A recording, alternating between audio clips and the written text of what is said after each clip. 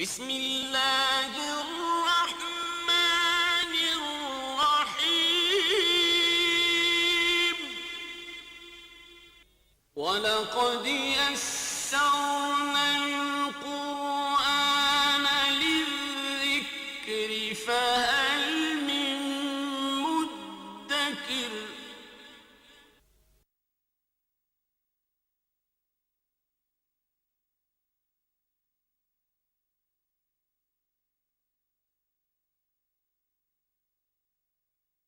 اعوذ باللہ من الشیطان الرجیم بسم اللہ الرحمن الرحیم وَإِذْ قُلْنَا ادْخُلُوا هَٰذِهِ الْقَرْيَةَ فَكُلُوا مِنْهَا حَيْثُ شِئْتُمْ رَغَدًا وَادْخُلُوا الْبَابَ سُجَّدًا وَقُولُوا حِطَّةٌ نَغْفِرْ لَكُمْ خَطَايَاكُمْ وَسَنَزِيدُ الْمُحْسِنِينَ صدق اللہ العظیم رب اشرح لي صدری ويسر لي أمری واحلل عقدۃ من لسانی یفقہوا قولی۔ سورہ بقرہ کے چھٹے رکوع کی یہ آخری آیات ہیں جو جہاں سے ہمیں شروع کرنا ہے۔ ذہن میں تازہ کر لیجئے کہ اس رکوع کے آغاز سے بنی اسرائیل سے جو خطاب ہے وہ اصل میں چارج شیٹ کرنے کا انداز ہے کہ ہم نے تم پر یہ انعامات کیے اور تمہارا طرز عمل اس کے مقابلے میں کیا رہا۔ تو ایک تو ان کو بحیثیت امت معزول کرنا ہے، اور دوسرا اصل میں اس سے جو مقصد ہے وہ اس امت کو آئینہ دکھانا ہے پیشگی کہ سابقہ امت جو ہے وہ کس کس اعتبار سے گمراہیوں میں، غلط روی میں جو ہے مبتلا ہوئی، شکار ہوئی، کہ کہیں تم بھی ان راستوں پر نہ چل پڑنا۔ اور آپ دیکھیں گے کہ جو حرکتیں بنی اسرائیل نے کی ہیں ہم ان سے پیچھے نہیں ہیں۔ بہت سے معاملات میں دو چار ہاتھ آگے ہی ہم اپنے آپ کو پائیں گے۔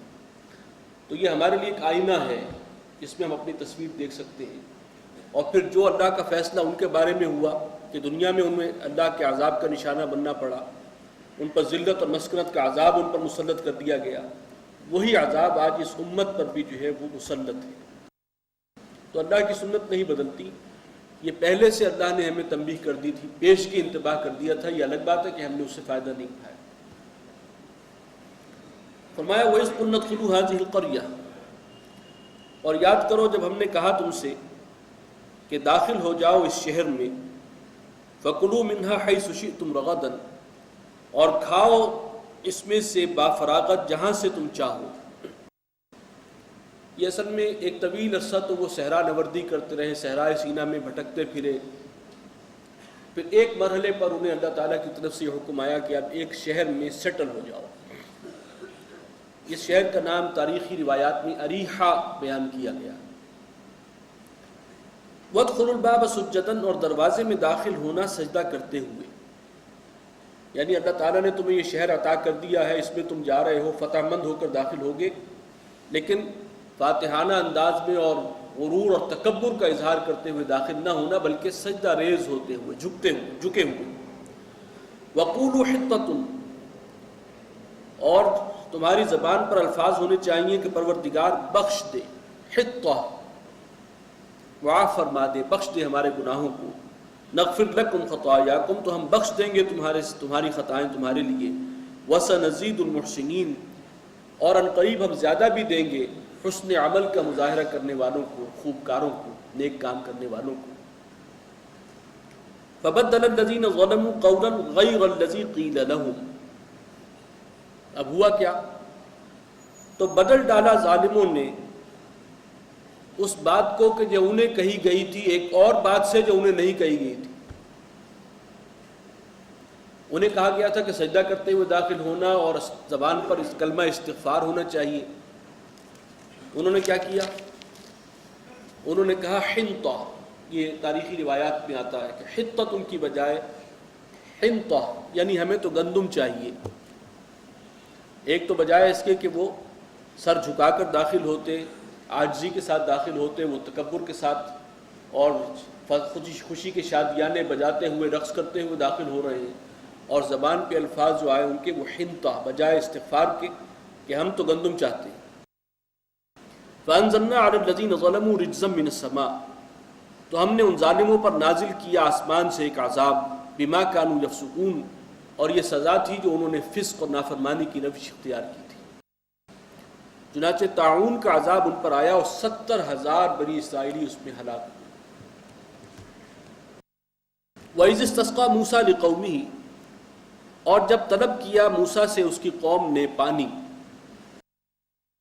یہ بھی صحرا کا ایک واقعہ ہے جس کا ذکر آ رہا ہے کہ جب مصر سے نکلے ہیں اور صحرائے سینا میں داخل ہوئے، معجزانہ طور پر اللہ تعالیٰ نے سمندر میں راستہ بنایا، خشک راستہ۔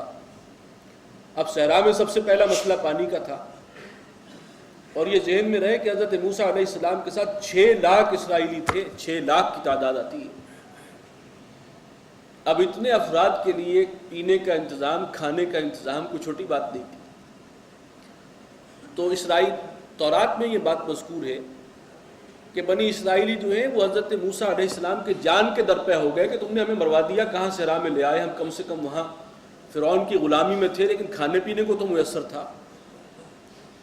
تو وہ بڑی سخت کیفیت تھی جس سے وہ دوچار ہوئے۔ تو فرمایا فَقُلْنَا اضْرِبْ بِعَصَاكَ الْحَجْرَ، ہم نے کہا موسیٰ سے کہ ضرب لگاؤ اپنے عصا سے اس پتھر پر، ایک چٹان پر۔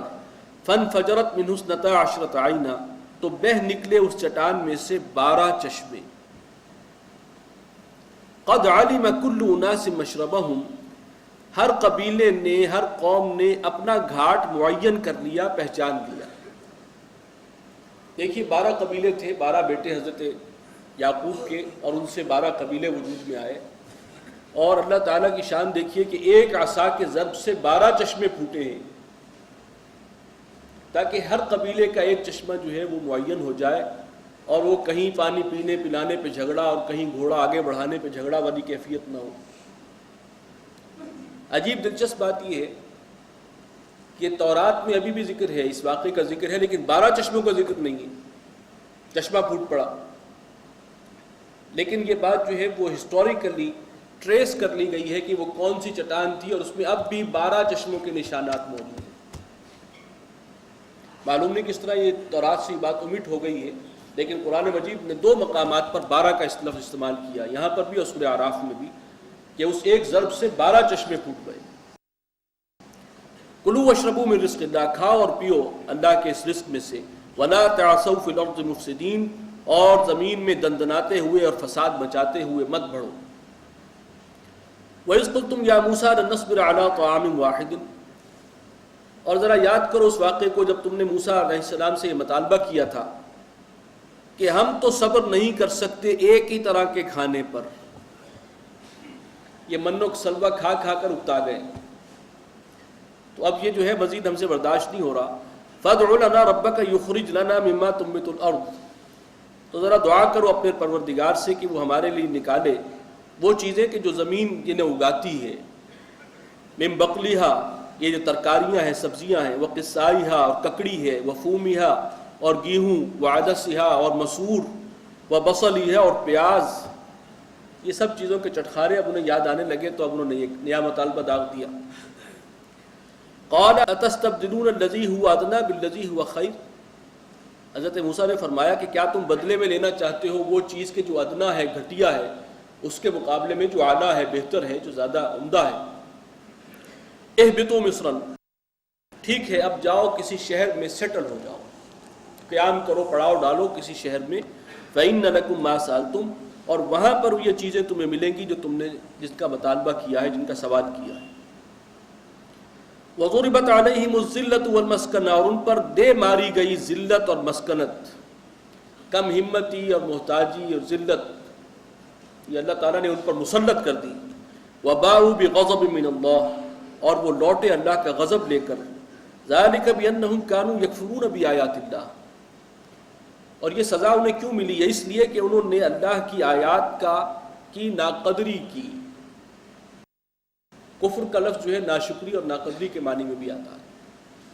انہوں نے تورات کو اللہ کی آیات تو زبانی طور پر تو ضرور مانا، ہمیشہ مانا، وہ اس پہ فخر کرتے تھے ہمارے پاس تورات ہے، ہم اہل کتاب ہیں، صاحب کتاب ہیں، لیکن یہ ہے کہ عملاً اس کے احکام پر عمل نہیں کیا، اس کی ناقدری کی، ناشکری کی۔ وَيَقْتُلُونَ النَّبِيِّينَ بِغَيْرِ الْحَقِّ، اور وہ قتل کرتے رہے انبیاء کو ناحق۔ ذَلِكَ بِمَا عَصَوْا وَكَانُوا يَعْتَدُونَ، اور یہ اس لیے تھا کہ انہوں نے نافرمانی کی اور وہ